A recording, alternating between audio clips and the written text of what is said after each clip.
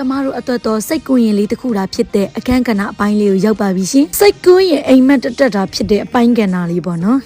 အဲ့တော့ကျမတို့အတော်တွေကငိုကြပါတယ်ရှင်အချင်းဖွင့်လိုက်တော့ကျမတို့မိသားစုကအသေးနှလုံးမဲ့တဲ့မိသားစုလေးပါလို့အဲ့တော့မင်္ဂလာခမ်းမပြင်ပေးရဲ့လူကလေပြင်ပေးကားတွေပြင်ပေးရဲ့လူကလည်းပြင်ပေးသမင်းစားလူကလည်းစားကောင်းလုံးဒီအိမ်မှာ free ကျွေးတာပေါ့နော် free ကျွေးရဆိုတာစေတနာမြတ်တာပေါ့နော်ပြီးတော့တုံ့ပြန်တဲ့အနေလေးပေါ့နော်ပြီးရင်တော့ဒီမှာမဲခိန်နေလူပြိုတွေကတော့တခါတည်းပြင်ဆင်ပေးသွားပါပြီရှင်ပုတ်ခိန်နေမဲခိန်နေကတော့ဒါတော့တစားတော့ဦးလေးပါပြီးရင်တော့အမေတို့ဒီမှာစကားဝိုင်းဖွဲ့ပြီးပြောနေကြတာပေါ့နော်အဲ့တော့1 day 1 တာပျော်ရွှင်ပေါ့နော်မိဘဆိုတော့ဒီလိုပါပဲ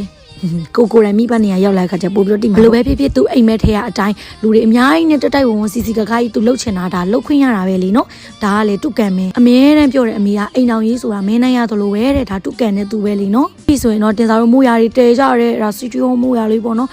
သူ့ကိုမင်္ဂလာပြင်ပေးမှာပေါ့နော်ပြီးရင်လေသူများဘက်မှာတော့မသိဘူးတင်စားတို့ဘက်မှာအယူရှိရဲ့တိလားတို့ခန်းဝင်မင်္ဂလာခန်းဝင်ပြင်ဆင်တဲ့သူတွေကလေအိမ်တော်ခွဲမဖြစ်ရဘူးတခုလည်းမဖြစ်ရဘူးအဲ့လိုမုတ်ဆိုးမှမဖြစ်ရဘူးအဲ့လိုမျိုးပေါ့နော်ဦးလေးဒီဘက်ကတင်စားတို့အတော်ဒေါ်လေးဝေးပေါ့နော်ဒေါ်လေးကလေသူ့ယောက်ျားနဲ့သူအရန်ချစ်တယ်ကဦးမမင်းကလည်းသူ့မိန်းမနဲ့သူအရန်ချစ်တယ်တော့ဒီအခန်းကအသွဲနှစ်သွဲပြင်ရတာပေါ့နော်အဲ့လိုအယူလေးရှိရဲ့တင်စားတို့ဘက်မှာလေအိမ်တော်ခွဲပြင်လို့ရှိရင်ကွဲဒါမျိုးတွေအဲ့လိုအစင်မပြေမချောမမွေဖြစ်မှာမျိုးတွေအစတစ်ဖြင့်ပေါ့နော်အိမ်တော်ကြီးအစင်ပြေပြီးတော့ကန်ကောင်းတဲ့သူတွေကိုပြင်ကြပါတယ်တင်စားတို့သူတွေသူမတွေကလည်းဝိုင်းပြီးတော့ကူညီပေးကြတာပေါ့နော်ဒီမှာတော့တင်စားနဲ့တင်စားတဲ့ဦးလေးပဲကြံထားခဲ့ပါတယ်ဒါတော့တင်စားတို့မောင်နှမ3ယောက်ပေါ့နော်အဲ့တော့ finally ကျမတို့မယောက်ျားရပါတော့မယ်ရှင်ကိုပျော်ရွှင်ခဲ့ရပါပြီရှင်ကျမတို့လည်းပါဝင်အားဖြည့်ပြီးကျမတို့တက်နိုင်တဲ့ကဏ္ဍကနေ